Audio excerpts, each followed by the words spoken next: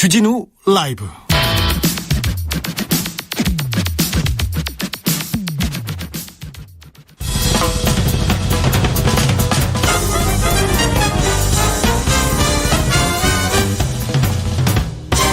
훅 인터뷰. 모두를 위한, 모두를 향한, 모두의 궁금증 훅 인터뷰. 대선이 한 달 앞으로 다가왔습니다. 차기 대통령 경제 좀 풀어주세요. 부동산 좀 해결해 주세요. 이런 생각하는 분들이 많습니다. 토론을 통해서 유권자들은 후보가 어떻게 우리 민생 좀 낫게 해줄지, 우리 살림살이 좀 나아지게 할지, 이게 궁금한데, 아니 토론에서 듣고 싶은데 못 듣는다, 이런 분들이 많습니다. 그런데 첫 토론의 테이프는 이재명, 김동연 후보가 끊었습니다. 지난주에 양자 토론에 이어서 양자 토론은 수준 높고 품격 있는 토론이었다는 평 많았습니다. 양자 토론 이후에 사자 토론도 있었는데 양자 토론에서 못다한 이야기 들어보겠습니다. 알리백 텍소노비도 물어보겠습니다. 김동연 새로운 물결 대선 후보, 어서 오세요. 네, 안녕하십니까. 네, 요새 바쁘시죠? 네, 바쁘게 지내고 있습니다. 네, 자, 국민들한테 인사 말씀 부탁드리겠습니다. 네, 국민 여러분, 또 시청자 여러분, 청취자 여러분, 안녕하십니까. 김동연입니다. 많이 힘드시죠? 우리 정치가 희망을 주지 못해서 저도 답답합니다. 저는 정치 초짜이고 정치 스타트업이긴 합니다만 여러분들에게 희망을 주기 위해서 노력하겠습니다. 감사합니다. 네, 이재명 후보와 양자 토론을 하셨는데 그 얘기는 잠시 후에 물어보겠습니다. 네네. 그런데 네. 김동연 후보는 참가하지 못한 사자 토론 어떻게 보셨어요? 답답하고 안타까웠습니다. 네. 보신 분들 어떻습니까? 대한민국 비전이 보이든가요? 대한민국 문제를 해결할 대안이 보이든가요? 지도자로서의 품격 보실 수 있었나요? 그런 면에서 답답하고 안타까웠습니다. 누가 잘하던가요? 그래도 누가 비전을 보이던가요? 글쎄요, 별로 어떤 분도 비전을 보여주진 못한 것 같습니다. 그럼 누가 못했습니까? 못해요. 네, 이건 얘기합시다.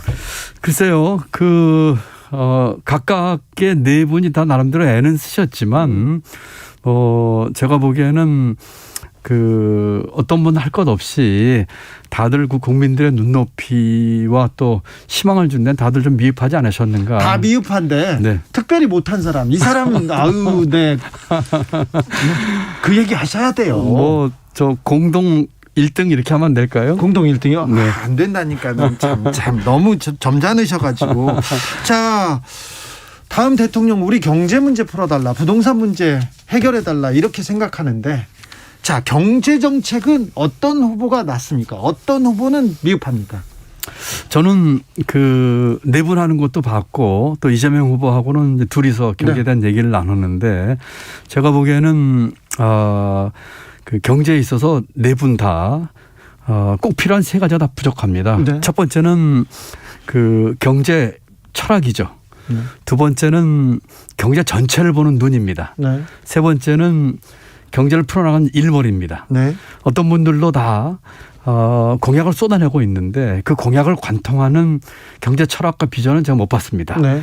그리고 어떤 미시적인 이야기들을 하는데 경제 전체를 관통하는 그런 시야와 눈은 보지 못했습니다. 예.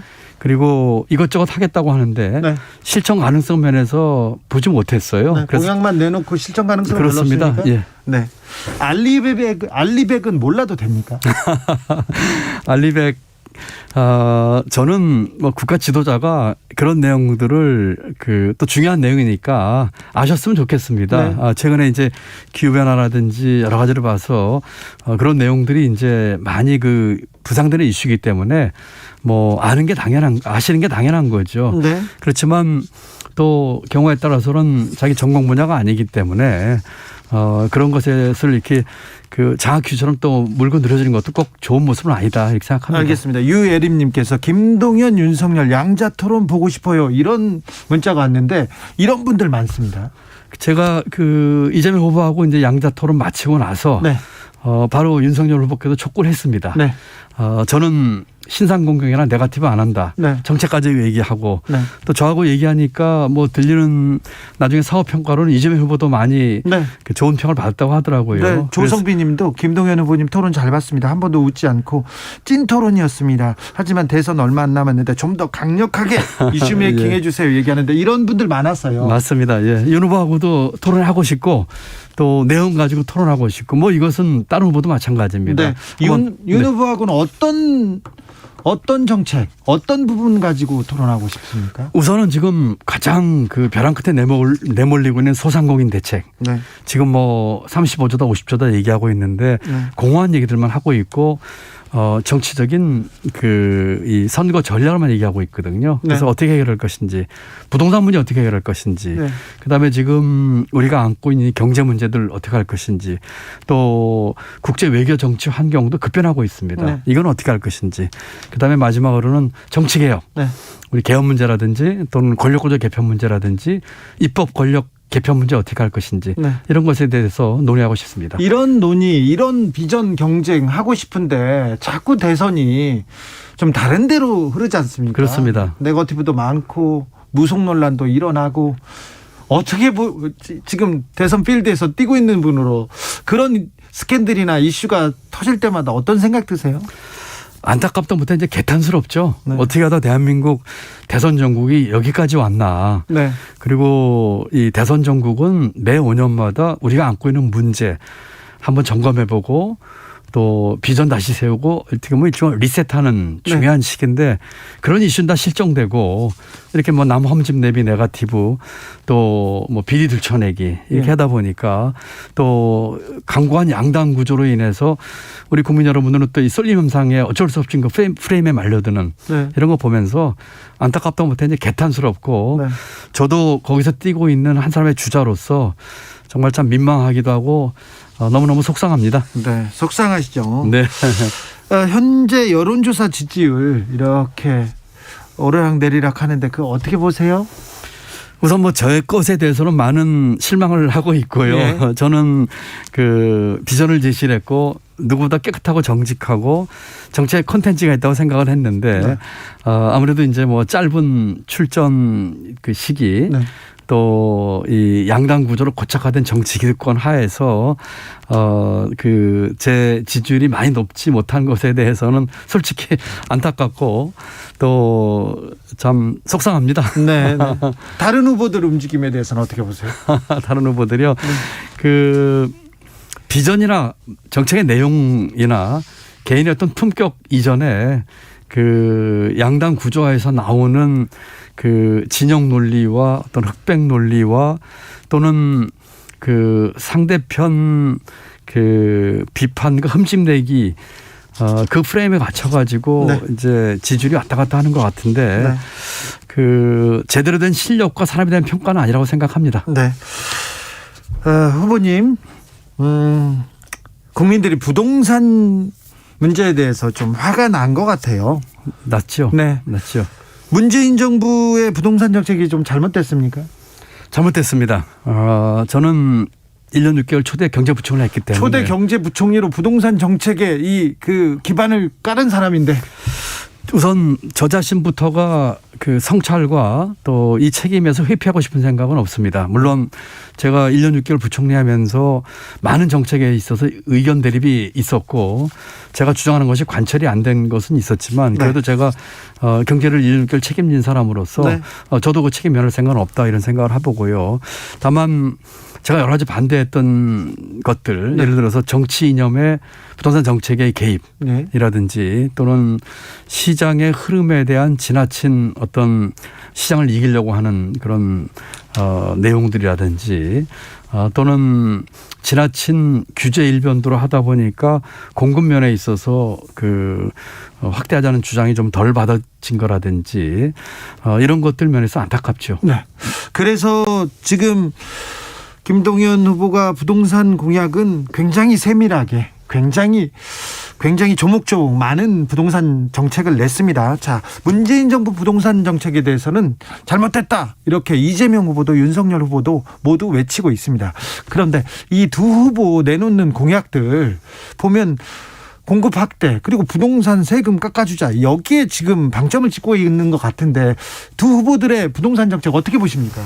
첫 번째로는 실현 가능성 면에서 문제 제기는 안 할 수가 없습니다. 실현 지금 가능성이 떨어집니까? 그렇습니다. 공급 확대 면에서 이재명 후보는 311만 호 얘기를 했고 윤 후보는 아마 250만 호를 얘기했을 거예요. 우리 신도시 가장 성공한 게 일기입니다. 네. 평촌, 일산, 뭐 중동 이렇게 5군데에 30만 호 공급을 했습니다. 네. 그럼 311호를 공급하려면 일기 신도시 5개 같은 도시를 10개 이상 만들어야 아, 되는 그래요? 숫자입니다. 이건 네. 뭐 불가능한 얘기죠. 물론 이건 윤 후보도 마찬가지고 공급에 있어서 핵심은 3가지입니다. 첫 번째는 부지, 네. 두 번째는 시차 극복 문제. 네. 왜냐하면 계획 세우고 그 분양까지가 네. 임기를 뛰어넘습니다. 30년씩 걸리면 안 되죠. 네. 세 번째는 재원입니다. 네. 그래서 이런 면에 있어서 그 같은 공약을 내세워도 실천 가능한 공약을 내세워야죠. 예를 들어서 재원 같은 경우는 여러 가지가 있겠습니다만 재정의 역할을 더 강화할 필요가 있고 하나 방법은 예를 들면 LH공사가 지금 자산 재평가를 안 하고 있습니다. 자산 재평가를 하게 되면은 부채비를 100%로 맞추게 되면 약 110조의 재원 확보가 가능합니다. 그렇다면은 그 같은 자산 재평가를 통해서 그 만들어진 재원을 공급 확대에 대한 재원으로 쓸 수가 있습니다. 네. 시차 문제는 빠른 길을 만들어야 됩니다. 네. 그래서 임기 내에 만들 수 있도록 해야 되고 네. 이런 식으로 해가지고 실천 가능한 대안을 제시를 해야 되는데 네. 각 후보들이 백화점식으로 내고는 있지만 네. 실천 가능성은 거의 없는 이런 내용들이 많아서 답답합니다. 김동연은 실천 가능한 부동산 정책 만들었습니까? 그럼요. 차별화된 공약 말씀해 주세요. 예. 공급에 있어서는 아까 말씀드린 것처럼 그 부지와 시차와 재원을 확실하게 확보해서 하겠습니다.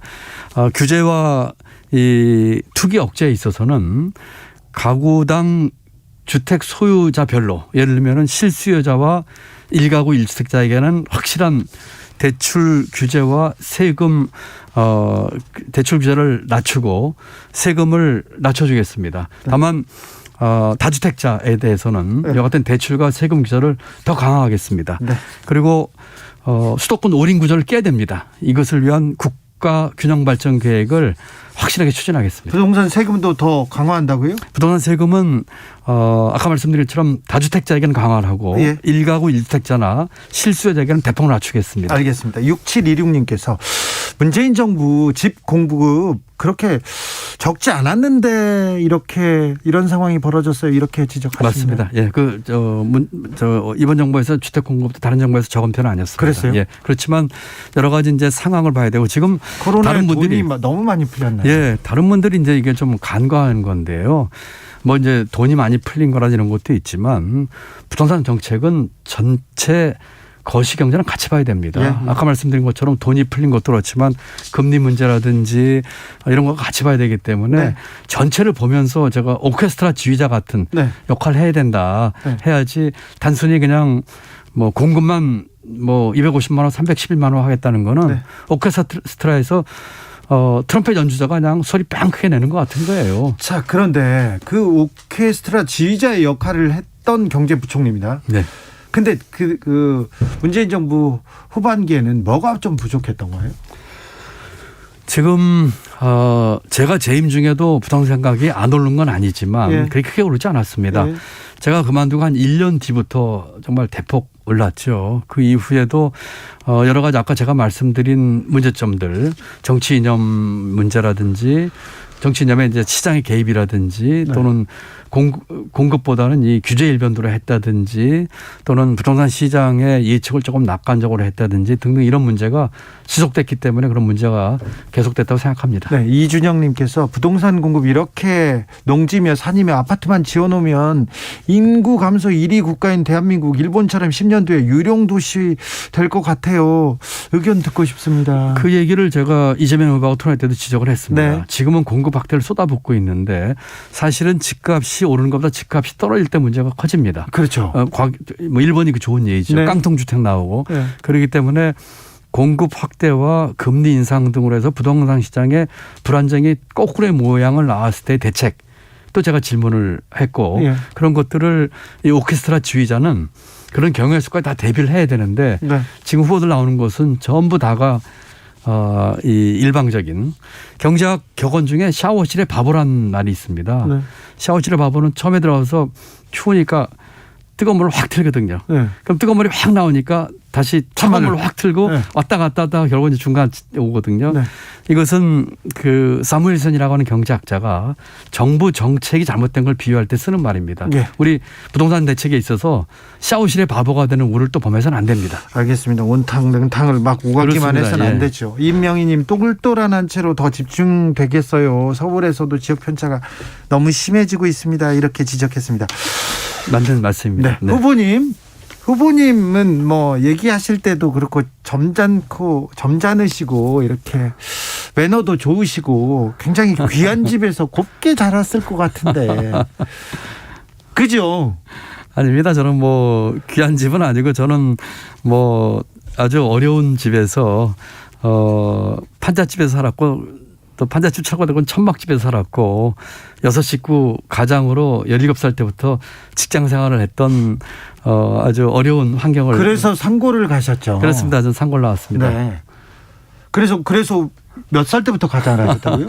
상고 졸업반 때에 취직을 했고요. 예. 17살 때 직장 생활을 시작했고요. 그러니까 고3 때 그렇습니다. 취직해서 직장 생활을 시작했고 처음에 은행을 다니셨죠. 네, 그렇습니다. 네. 그러다가 너무도 대학 가고 싶어서 그래서 몇 년 뒤에 야간대학 들어갔고요. 사실 야간대학 들어가기 전에 처음 들어간 대학은 방송통신대학입니다. 네. 그때는 방송통신대가 2년제였습니다. 그렇죠. 들어갔다가 다시 이제 야간대학을 들어가서 직장생활과 함께 대학 학업을 병행했고요. 그러다가 이제 우연히 쓰레기통에서 그 고시 잡지 발견하고는 고시 공부 시작해서 공무원 생활을 하게 됐습니다. 그러면 그 은행에 다니면서 대학 공부도 하면서 고시 공부도 그렇습니다. 했습니까? 네. 그리고 제가 집이 워낙 어렵고 소년 가장이었기 때문에 중간에 직장을 좀 그만두고 공부에 전념하고 싶었는데 형편이 안 돼서 끝까지 직장 생활을 해서 지금도 제가 첫 직장 그만둔 날짜하고 공무원 시작한 날짜가 같습니다. 공무원 발령만 날 사표를 냈습니다. 네. 아, 네. 네. 아, 그거 놀랍더라고요. 저도 보고. 뭐 여러 가지로 운이 좋았습니다. 그래요? 네네. 독하기도 한 것 같아요. 예, 열심히 공부도 했고요. 네. 자, 홍남기 경제부총리는 잘하고 있습니까? 고재성님께서 문자 줍니다. 홍남기 부총리는 뭐 저희 공직 후배고 네. 뭐 또 제가 차관 때도 여직 국장으로 발탁할 정도 능력 있는 그 후배니까요. 다만 열심히 하고 있고 성실한 분입니다. 다만 이번에 이제 특히 이제 아마 그 추경 때문에 그렇죠. 얘기가 많이 나오는데 네. 관료의 상상력을 벗어나는 게 어렵습니다. 네. 지금 상황에서는 그 관료의 상상력을 깨는 게 필요한데 네.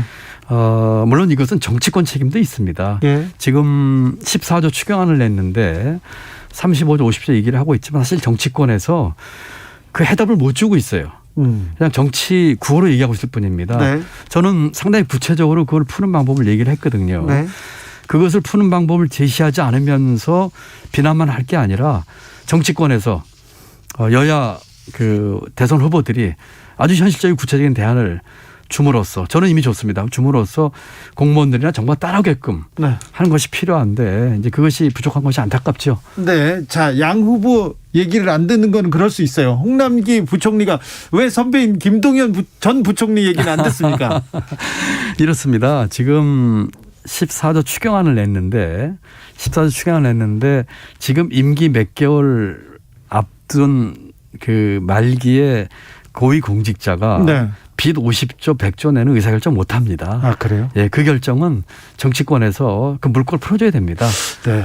전국민 재난지원금, 소상공인 지원 여기에 여당하고 기재부 간 그 계속 의견 차이를 드러내고 있어서 이게 어찌 보면 건강하기도 한데 어찌 보면 국민들은 좀 불안하기도 합니다. 김신정님, 홍남기 부총리 너무 고집 세지시지 않나요? 소상공인 지원에 너무 인색해요 이렇게 얘기합니다. 저는 지금의 지금 앵커께서 말씀하신 게 생산적이라고 일 수도 있다는데 저는 생산적이지 않다고 봅니다. 아, 예. 지금은 재정에서 적극적인 역할을 해야 할 때입니다. 네. 재정이 그동안 대한민국 재정이 건전하게 유지해 왔는데 네.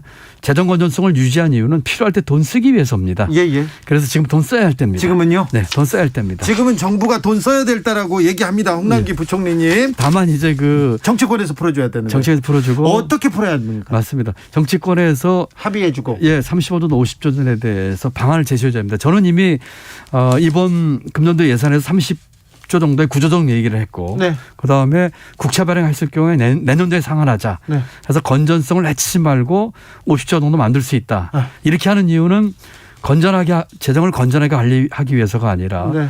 소상공인이 어려움이 한 번에 안 그친다. 네. 앞으로도 계속 어려울 텐데 그 실탄을 만들어 놓게 해서 하자.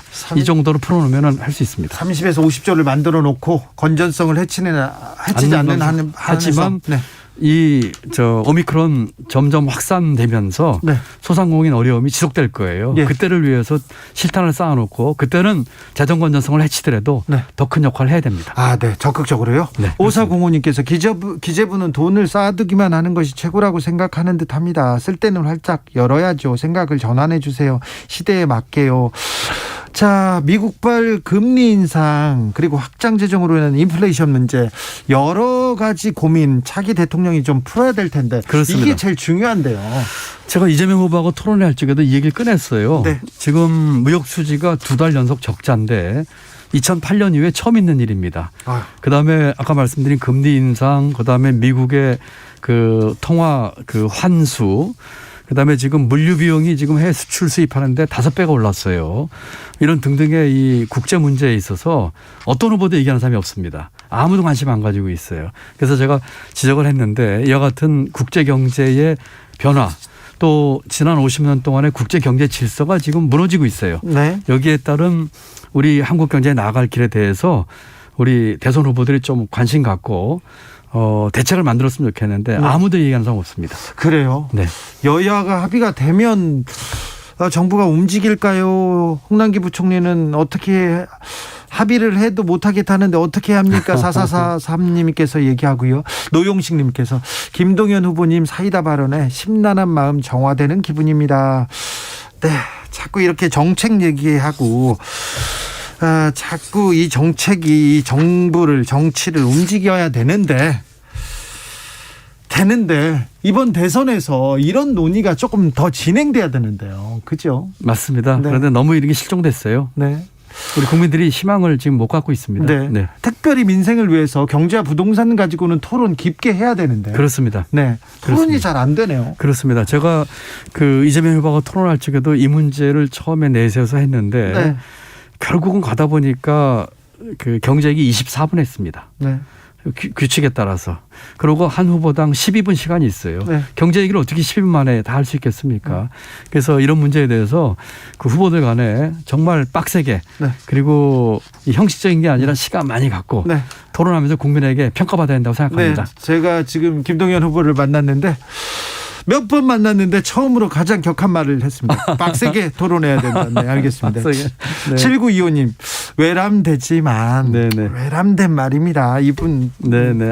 감사합니다. 합당 의사는 있으신지 혹시 누구하고 이렇게 연대를 한다거나 그런 생각이 없습니다. 네, 알겠습니다.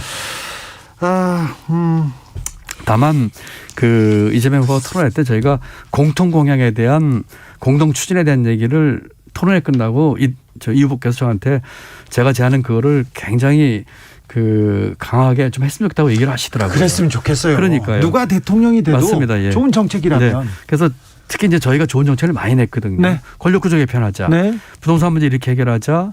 소상공인 문제 이렇게 해결하자. 경제 문제 이렇게 하자 했거든요. 그래서 경제 같은 경우는 후보들 간에 60, 70% 같아요. 네. 그럼 그중에 핵심되는 것들은 빨리 합의하고 같이 합의하고 네. 누가 되든 강력히 추진하고 네. 낙선하신 분들은 그걸 도와주자 이런 얘기를 했는데 그런 측면에서는 저희가 그 누구와도 네. 이런 문제에 대해서는 대화하고 같이 협력하고 싶습니다. 그러니까요. 대선이 국민을 위해서 후보들이 경쟁하지 않습니까? 그렇습니다. 그래서 공통대 합의된 내용은 뭐 누가 되든 지금이라도 빨리 맞습니다. 통과하면 좋을 텐데. 저한테 맡겨주시면은 네. 제가 정책에 대해서는 다른 후보들보다 누구보다 잘 알지 않겠습니까? 네. 사심 없이 진정성 가지고 각 후보들 공약 가지고 자 이런 공통점이 있으니까 하시다 하고 싶은데 네. 별로 호응을 안 해주셔서 안타깝습니다. 윤석열 후보가 특별히 호응을 안 해주는 것 같아요. 토론 안 한다는데. 그 민주당 쪽에서는 저희가 공통공약 추진 심의 평의할 적에 긍정적인 반응이 왔었습니다.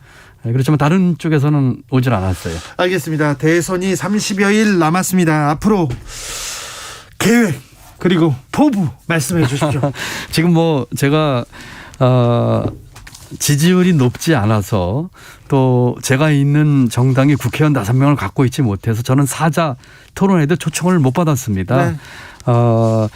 앞으로 남은 대선 동안에 제가 갖고 있는 이 비전과 컨텐츠를 가지고 저는 호소하겠습니다. 그리고 지금 제가 이재명 후보에게도 물어봤습니다. 선거 자금 얼마 쓰실 겁니까? 법정 한도만큼 다 쓰겠습니다. 그러는데 법정 한도 다 쓸 수 있는 게 한 520억 됩니다. 네. 그다음에 정당 보조금 뭐 1년에 한 1,000억 이상씩 당들이 받고 있고 저는 그 법적으로 받은 제 후원금이 답니다. 아마 다른 분들의 많게는 25분의 1, 적게는 100분의 1 쓸 겁니다. 그렇지만 적법하고 투명하게 검소하게 하면서 호소하겠습니다. 알겠습니다. 김성원님께서 윤석열 후보와도 좀 토론 좀 해주세요 얘기합니다. 저도 뭐 적극 바라는 바입니다. 너무 답을 기대돼요. 기다리고 있습니다. 네. 너무 기대되는데. 네. 지금까지 새로운 물결의 김동연 후보였습니다. 말씀 감사합니다. 네, 감사합니다.